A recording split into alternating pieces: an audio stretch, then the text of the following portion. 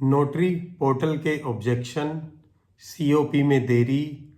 आज हम इस वीडियो में ये डिस्कस करेंगे जो मेरे पास कमेंट्स आए हैं आप लोगों के। किसी के ऑब्जेक्शन है, किसी की देर है, किसी का कुछ है।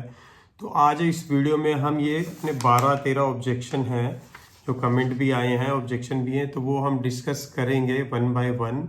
तो आप इस वीडियो में एंड तक बने रहिए ताकि जो भी अगर आपकी भी सिमिलर प्रॉब्लम है तो इस वीडियो के माध्यम से वो दूर हो जाएगी। नमस्कार, मैं advocate Sushil Kumar Munjal. Welcome to my channel law aware. देखिए, आज इस वीडियो का जो टॉपिक है कि मेरे पास बहुत सारे कमेंट्स आए हैं और मैं उसके आंसर भी देता रहता हूँ, और उसके बाद भी मुझे ये लगा कि कुछ ऐसे इम्पोर्टेंट कमेंट हैं जिसका मैं पब्लिकली आंसर करूं ताकि उसको अगर किसी को आता है तो सबको उसका जो आंसर मिल जाए।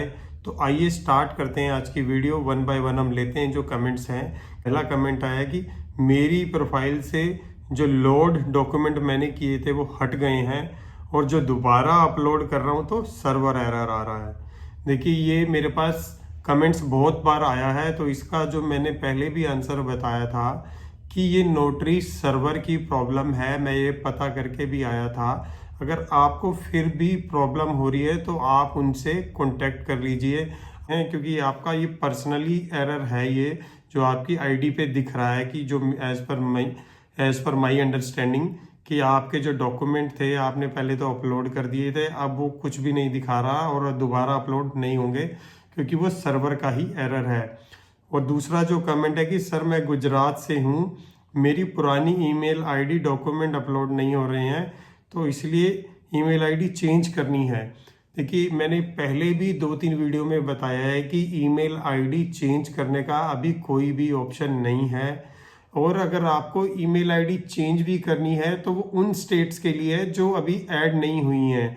जैसे मेरे पास यूपी वालों का कमेंट आ रहा है कि हमारा कब आएगा, तो यूपी वाले ध्यान से सुन लें कि जो भी अगर उनकी ईमेल आईडी की प्रॉब्लम है, क्योंकि बहुत सारे लोगों को बाद में हुई है क्योंकि कैफ़े वालों से कराया है उन्होंने। एक और कमेंट जो आया है कि हम 8 लोगों ने एक ही बंदे से अप्लाई करा दिया था और एक ही ईमेल आईडी से हो गया था, तो वो परेशान हो रहे हैं। एक को तो मिल गया, 7 लोग लटक गए हैं। तो इसीलिए आप जिसकी भी अभी स्टेट ऐड नहीं हुई है ये बात नोट कर लें। अपनी ईमेल आईडी में अगर आपको लगती है कि ये प्रॉब्लम है तो चेक कर लें और अभी चेंज कर लें। अगर उसके बाद जब स्टेट ऐड हो जाती है तो कोई भी चांसेस नहीं है चेंज होने के। और मेरे पास जो पंजाब से भी एक कमेंट आया था और उन्होंने पर्सनली विजिट भी किया था कि उनका भी ईमेल आईडी का इशू था, पर उनको ये बताया गया कि आप ईमेल आईडी से रिलेटेड आपका जो पुरानी चेंज नहीं हो रही है तो आप हमें ईमेल डाल दें, एक लेटर डाल दें, और जिससे रिलेटेड आपकी जो भी क्वेरी होगी और आपकी सॉल्व की जाएगी। पर कब, जब सबके सर्टिफिकेट क्लियर हो जाएंगे, सबके वो दे देंगे। तो इसीलिए आप भी जिसकी ईमेल आईडी चेंज नहीं हो रही है, ईमेल आईडी की प्रॉब्लम है, तो एक ईमेल तो डाल ही दें नोटरी डिपार्टमेंट को ताकि उनकी नॉलेज में आ जाए कि ये कैंडिडेट है, रह गए हैं, इनकी ईमेल हमने चेंज करनी है। फोर्थ कमेंट आया मेरे पास कि सर ये रिन्यूअल से रिलेटेड है कि मेरा जून 2024 में मैंने रिन्यूअल के लिए अप्लाई कर दिया था और दिसंबर 24 में मेरा एक्सपायरी हो रहा था लाइसेंस और मुझे अभी तक नहीं मिला। तो देखिए, वो मैं पहले भी बता चुका हूँ कि रिन्यूअल का अभी किसी को भी नहीं दिया है। इस बार जिसके रिन्यूअल थे सबके रिन्यूअल अभी रोके हुए हैं और वो प्रैक्टिस नहीं कर सकते हैं। अब जो नेक्स्ट कमेंट आया मेरे पास, सर मेरा वेरिफिकेशन अभी तक स्क्रूटनी में दिखा रहा है, नोटरी सेल को कांटेक्ट किया तो पता चला कि बार काउंसिल ने से एनओसी नहीं मिला है। और फिर जब वो बार काउंसिल गए तो वो कह रहे कि हमने तो 5 सितंबर को ही भेज दिया था, तो अब क्या करना चाहिए।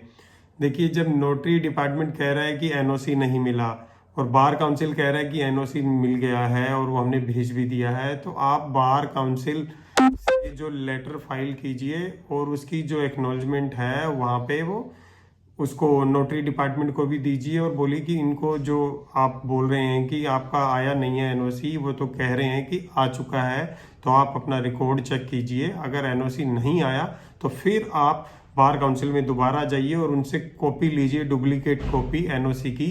और वहाँ पे वो आप सबमिट कर दीजिए। और जो नेक्स्ट कमेंट है कि सर मेरा LLB डिग्री सर्टिफिकेट में इनकरेक्ट और डिफेक्ट हो गया है, नेम इनकरेक्ट और डिफेक्ट हो गया है। देखिए अब LLB डिग्री में अगर आपका नेम इनकरेक्ट और या डिफेक्ट आ गया है तो उससे रिलेटेड आप एफिडेविट फाइल कीजिए। और एफिडेविट जो मैंने अपनी वीडियो डाली थी, जो लास्ट वीडियो, उसमें दिखाया है कि कैसे आपको अगर ऑब्जेक्शन आता है तो एफिडेविट आपको फाइल करना है। अब जो नेक्स्ट कमेंट है कि एफिडेविट का ऑब्जेक्शन लगा दिया है और पहले वाला ही सेंड हो गया था, अब उसको चेंज कैसे करूं। अब ये देखिए, ये आपको ध्यान देना पड़ेगा डॉक्यूमेंट अपलोड करते समय कि आप करेक्ट डॉक्यूमेंट ही अपलोड करें, क्योंकि उनका जो सर्वर है बहुत दिनों बाद आपसे रीचेक करता है और कॉन्टेक्ट करता है, क्योंकि एक बार ऑब्जेक्शन लग गया और आपने फिर भी गलत एफिडेविट फाइल कर दिया है तो अब फिर आपको वेट ही करना पड़ेगा। जब वो दोबारा से फिर ऑब्जेक्शन लगाएंगे तब आप उसको फिर दोबारा से रीफाइल कर सकते हैं। अब एक जो नेक्स्ट कमेंट है ये बड़ा इंटरेस्टिंग है कि सर्टिफिकेट में फोटो दूसरे का आ गया है तो क्या करें। अब देखिए, नोटरी डिपार्टमेंट से इतना भी बोल रहा है कि सर्टिफिकेट में फोटो भी किसी और की आ गई है और ये मे बी कुछ प्रेशर है वर्क का, और या फिर कभी कभी गलती भी हो जाती है, तो इसके लिए घबराने की बात नहीं है, क्योंकि नेम तो आपका करेक्ट ही है। तो इसके लिए आप नोटरी डिपार्टमेंट को मेल डाल दीजिए, चिट्ठी लिख दीजिए, अगर हो सके तो पर्सनली उनको आप अपनी रिक्वेस्ट लिखवा के आइए, तो वो डेफिनेटली चेंज करके भेज देंगे, इसमें कोई ज़्यादा टाइम लगेगा नहीं। और जो नेक्स्ट कमेंट है कि हमारे ईमेल आईडी का क्वेश्चन है कि हमने 10 लोगों ने एक साथ अप्लाई किया था। तो देखिए, जो मैंने पहले बताया कि ईमेल का बहुत लोगों की प्रॉब्लम आ रही है, तो ये भी मैंने बताया कि अब जो स्टेट ऐड नहीं हुई है वो चेंज कर सकते हैं, तो वो प्लीज़ ध्यान दें। जिसका अगर चेंज होने के चांसेस है, मतलब ऐसा भी चांसेस है कि 8-10 लोगों ने एक ही ईमेल से किया है, 2-3 लोगों ने एक ही ईमेल से किया है, तो वो आप ध्यान दें तो कि अपना ईमेल आईडी अभी चेंज कर लें अगर स्टेट नहीं ऐड हुई है तो। अब जो नेक्स्ट कमेंट है कि is there possibility of change email ID. देखिए, फिर वही है कि मैं बार बार यही बता चुका हूँ कि ईमेल का कोई चेंज नहीं है ऑप्शन, अगर आपकी स्टेट ऐड हो गई है तो। अब एक और जो नेक्स्ट कमेंट है ये भी इंटरेस्टिंग है कि sir ji, in my COP practice area is mention in and throughout Bombay High Court, what is my practice area, please guide me. अब देखिए, in and throughout Bombay High Court तो मतलब ये बना है कि आप बॉम्बे हाई कोर्ट के अंदर ही प्रैक्टिस कर सकते हैं, पूरे हाई कोर्ट में कहीं भी प्रैक्टिस कर सकते हैं, आप हाई कोर्ट से बाहर प्रैक्टिस नहीं कर सकते हैं। इसका तो ये ही क्लियर मतलब है। और फिर भी आपको कहीं और प्रैक्टिस करनी है तो आप एरिया एक्सटेंशन की एप्लीकेशन लगाएं, चेंज ऑफ एरिया की एप्लीकेशन लगाएं, तो आप इस एप्लीकेशन के थ्रू आप ये कर सकते हैं।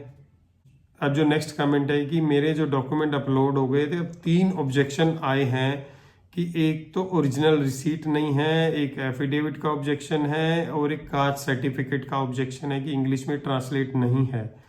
देखिए, मैं अपनी बार बार वीडियो में बताता रहा हूँ कि जो कास्ट सर्टिफिकेट है सिर्फ हिंदी और इंग्लिश ही वो कंसीडर करते हैं। अगर आपका अदर लैंग्वेजेस में है, हिंदी और इंग्लिश के अलावा, जैसे गुजराती में है, मराठी में है, बंगाली में है, पंजाबी में है, या कोई और लैंग्वेज है जो उसमें है, तो आप उसको पहले ही ट्रांसलेट करा के लगाएं ताकि ऑब्जेक्शन ना आए, जैसे इन भाई साहब का आया है। और इनका एक और क्वेश्चन है कि मेरा जो ऑब्जेक्शन 3 दिखा रहा है बट अपलोड करने का ऑप्शन 1 ही आ रहा है। अब देखिए, इसमें हम तो कुछ कर नहीं सकते हैं। अगर आपका अपलोड करने का ऑप्शन 1 ही फाइल का आ रहा है तो आप तीनों को एक ही फाइल में लगाइए, PDF बनाइए क्लियर, और डिस्क्रिप्शन में मेंशन कर दीजिए, फाइल नेम में मेंशन कर दीजिए कि एफिडेविट है, रिसीट है, और जो तीसरी चीज़ है इसमें कि कास्ट सर्टिफिकेट, ये तीनों चीज़ें मेंशन कर दीजिए और आप फाइल कर दीजिए। तो आज इस वीडियो में हमने डिस्कस किए जो आप लोगों के कमेंट्स आए थे, और फिर भी अगर आपके कोई और भी ऑब्जेक्शन रह गए हैं तो आप मुझे कमेंट कीजिए, तो मैं डेफिनेटली आंसर करूँगा। और अगर आपको वीडियो अच्छी लगी तो please like and share the video and subscribe my channel. Thanks for watching.